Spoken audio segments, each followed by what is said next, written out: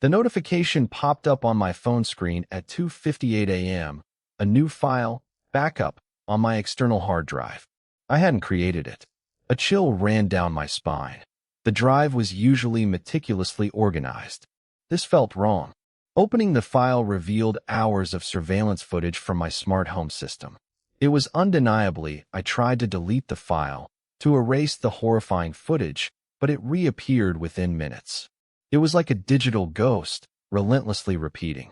The looping began around 3:17 a.m. every single time. I obsessively analyzed the recordings, frame by frame, searching for an explanation, a trigger. The woman in gray began to appear more clearly, her features sharper, her eyes fixated on the surveillance camera lens. It wasn't just observation. It felt like she was aware of my presence, scrutinizing me with an unnerving intensity. I started experiencing disorientation, moments where reality during one particularly long loop. I noticed something new. As the woman reached out towards the camera lens, not physically, but seemingly extending an influence through the screen, the lights flickered violently, plunging the apartment into momentary darkness.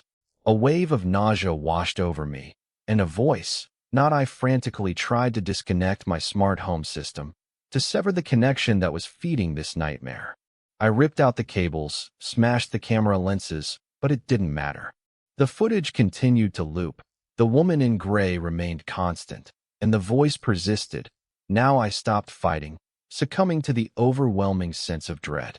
I sat on the floor, staring at the looping footage, watching as the woman in gray slowly moved closer, her image becoming increasingly detailed.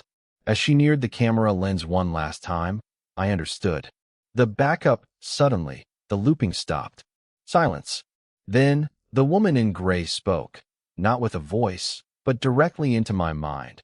Her words cold and precise. Subject 47 is now operational.